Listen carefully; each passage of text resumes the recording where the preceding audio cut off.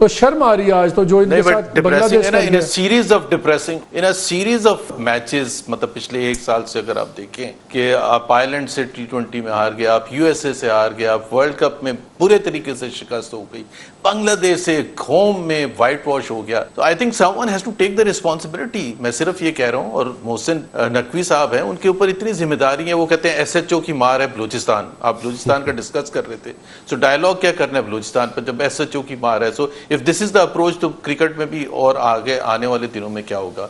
But coming back to the point, ये जो महमूद अचकज़ई साहब वक्त आ नहीं गया कि मोहसिन नकवी साहब डिसाइड करें कि उन्होंने फुल टाइम नौकरी इंटीरियर मिनिस्टर की करनी है कि चेयरमैन क्रिकेट बोर्ड की करनी है। अच्छा, आज मैं एक और खबर भी सुन रहा था, I think the prime minister जो आपके वो बॉलिंग कोच हैं और आपके जो मेन कोच हैं वो अपने मुल्क जा रहे हैं और वो इंग्लैंड के दौरे से पहले वापस आ जाएंगे। यहाँ तो 24 आवर्स का काम नहीं होना चाहिए। ये फिर लोकल रख लें कोचेस वगैरह जो 24 घंटे यहीं रहें। ये कोच अगर सीरीज से पहले आना है तो फिर तो अल्लाह ही रहम करे। बिल्कुल सही बात है। देखिए ना, एक दिन मोहसिन नकवी साहब बैठे थे लाहौर में या पता नहीं मुल्तान में, कच्चे के डाकू जो हैं उनका जो वो एनकाउंटर हुआ था, 14-15 पुलिस वाले मारे गए, 11 पुलिस वाले चले गए थे वहाँ, बलूचिस्तान चले गए थे। फिर वो क्रिकेट का हाल खराब था, पहला टेस्ट हारे थे तो उधर पहुंच गए थे। I mean this is a country यार, this is not a banana republic के आप जिम्मेदारियां बांट नहीं सकते और उसको इफेक्टिवली कर नहीं सकते। It requires a full time attention, 24/7 attention चाहिए। बट महमूद अचकज़ई की बात पर मैं आने, मोहसिन बेग साहब ने जो बात की उनका व्यू पॉइंट है। अब इधर we are struggling in Balochistan, it's such a serious question. और अब हम कह रहे हैं कि जी बातचीत, हम उनकी क्रेडिबिलिटी और क्रेडेंशियल्स जो हैं अचकज़ई साहब के क्या हैं। एक तरफ आप कहते हैं कि अगर आप पहाड़ों पर नहीं है और आपने बंदूक नहीं उठाई हुई और आप आईने पाकिस्तान पर अगर बिलीव नहीं करते, हम आपसे बात नहीं करेंगे, makes a lot of sense. दूसरी तरफ Mahmood Achakzai is a member of the parliament और ओथ लिया हुआ है पार्लियामेंट की उस पर, और वो उनका एक बहुत वजन है। अब जाहिर सी बात है, ऐसे तो नहीं बातचीत होगी कि जी वो वहां जाके कोई कंक्लूड कर लेंगे, एग्रीमेंट साइन कर लेंगे और इमरान खान उसको डिसोन कर देगा और लेट द टॉक्स बिगिन। अब बाकी दुनिया जो देखेगी कि इतने इनके पास चॉइसेस भी हैं, कि ये इतने एरोगेंट हैं कि ये कह रहे हैं कि जी इसके साथ नहीं बात करेंगे, उसके साथ नहीं बात करेंगे। वे बातचीत तो करने शुरू करें, टेबल पर तो बैठना शुरू करें। We are in a very serious crisis as far as Balochistan is concern.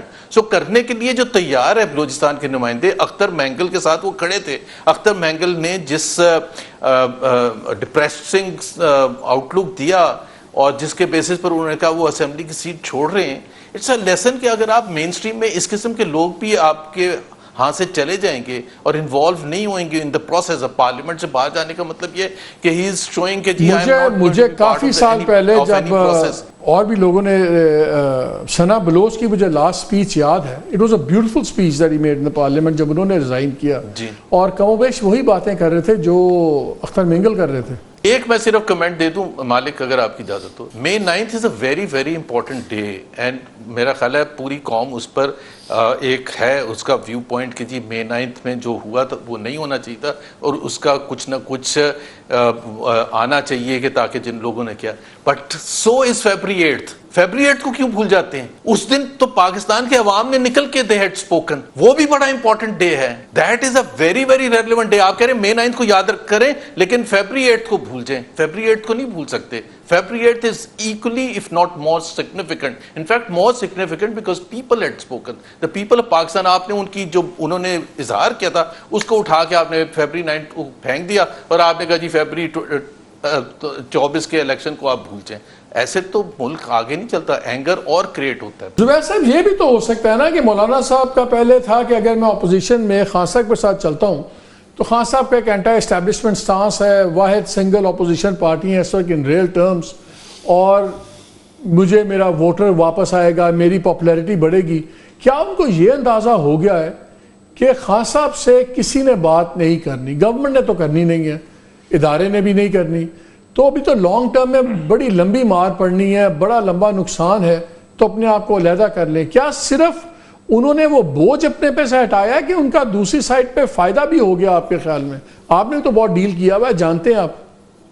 I think मेरा ख्याल है JUI का मौलाना साहब का जो इनिशियल स्टांस था to go along with PTI, वो पॉलिटिकली एक सही स्टांस नहीं था, बिकॉज उनको जब याद दिलाते थे कि आप नारा लगा रहे हैं कि इंतखाबात में जो धांधली हुई है, तो अगर केपी में धांधली हुई है उसका तो बेनिफिशियरी पीटीआई है, और जिसके साथ आप जा रहे हैं मुस्लिम लीग नवाज या पीपल्स पार्टी तो बेनिफिशियरी नहीं है। ये तो मौलाना साहब को खुद भी पता था ना, ये तो किसी को बताने की जरूरत तो नहीं है, वो आपसे मेरे से ज्यादा नहीं, बट वो उसको इनडिफेंसिबल था कि उसके लिए वो एक तहरीक शुरू करते हैं और पीटीआई के साथ ज्वाइन कर लें कि जी फरवरी 2024 के इलेक्शन में बड़ी धांधली हुई है। पर किसने धांधली की है आपके खिलाफ? बेनिफिशियरी अगर धांधली, मुझे बताएं किस तरह कौन सी चीज इस मुल्क में इनडिफेंसिबल नहीं है?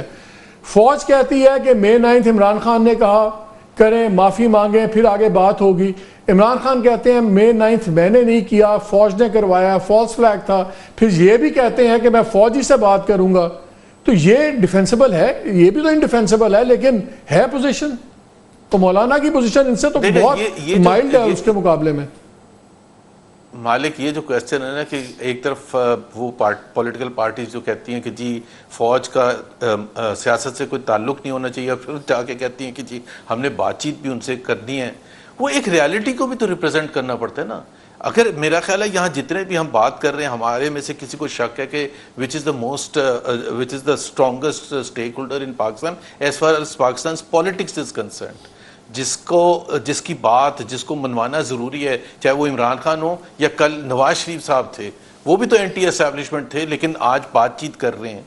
तो मेरा नहीं ख्याल है कि उसमें किसी को कोई शक होना चाहिए कि एस्टैब्लिशमेंट से बात किए बगैर इमरान खान को कोई स्पेस मिलेगी। किया कल नवाज शरीफ साहब थे, ये मुझे बताएं कि इस वक्त नवाज शरीफ साहब रेलेवेंट हैं या थे सियासी तौर पे? मेरे से पूछ रहा हूँ।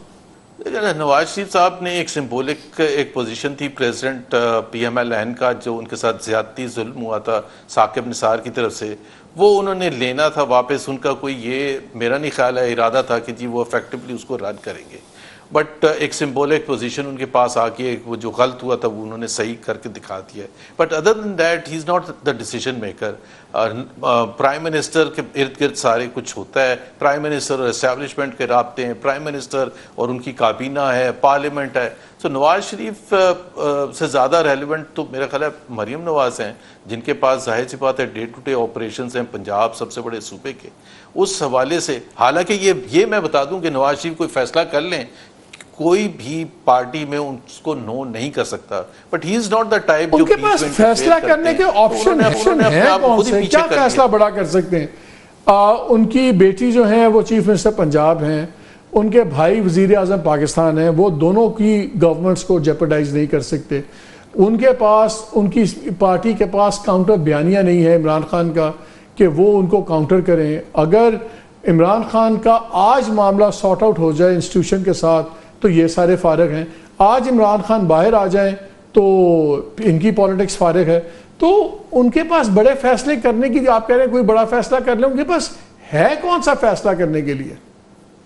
बड़ा फैसला ये है ना कि भाई 2024 का जो इलेक्शन था उसमें हमें वो मैंडेट नहीं मिला। मेरा ख्याल है जिस दिन फरवरी 9 को उनको वहाँ मॉडल टाउन में ले जाके तकरीर करवाई गई थी, आई एम 100% श्योर कि he was forced to make that victory speech. वो 40 साल की सियासत उन्होंने की है।